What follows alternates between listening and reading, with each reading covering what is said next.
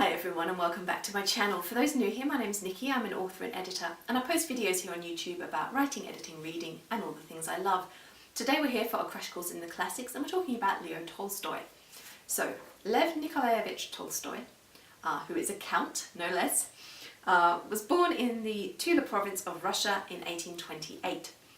He's the fourth of 5 children. He studied law and Oriental languages at university. However, he wasn't a natural scholar, shall we say, and he did leave without completing his studies. In 1851, he joins the army, and he ends up fighting in the Crimea, including at Sevastopol.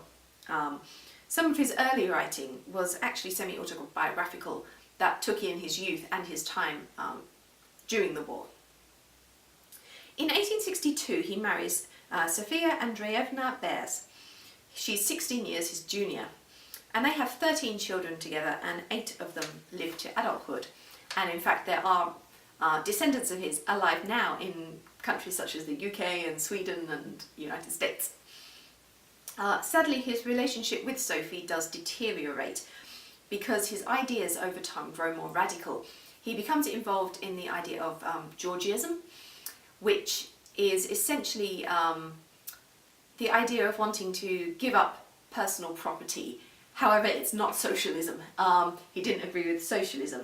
So it's kind of sits somewhere in between. It's kind of a giving up of private property, but not a real socialist agenda. He did want to reject his wealth. That's something he felt more and more strongly throughout his life, right up until his death in 1910. He's known as one of the great Russian writers, and he was very prolific.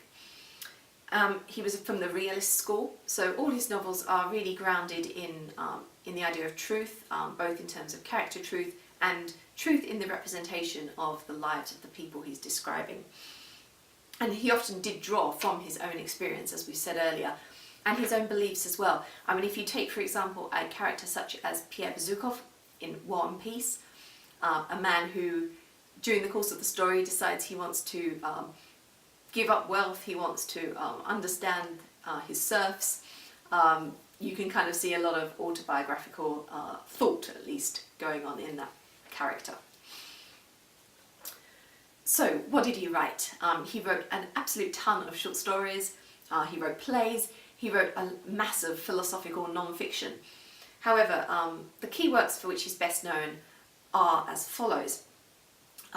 Novellas, The Kreutzer Sonata in 1889 and The Death of Ivan Ilyich in 1886 are probably the best 2 known of the novellas. With the novels, we have the autobiographical trilogy I mentioned earlier, which came out between the years of 1852 to 1856, The Cossacks in 1863, War and Peace in 1869, Anna Karenina in 1877, and Resurrection in 1899. So, if you want to read Tolstoy, where do you start? I would not recommend starting with War and Peace. I think it's a huge opus. It would probably put you off. I would recommend starting with Anna Karenina. It's a more approachable novel, fewer characters. You may find it a little bit weird in the way the story goes from about the sort of 2/3 mark. I can't really say any more because I don't want to spoil it, but it is a little bit bizarre the way the story continues without its main character for some of the tale. However, it's definitely the most accessible of the novels. Otherwise, I would maybe recommend picking up one of the novellas or a book of the short stories just to get an idea of his style. You don't want to tackle War and Peace until you've got a few more Russian stories under your belt first. What about if you want to watch a TV adaptation? There have been plenty.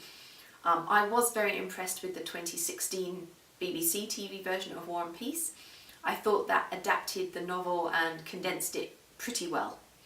It kept all the main features, all the main characters, and it cut all the extraneous stuff.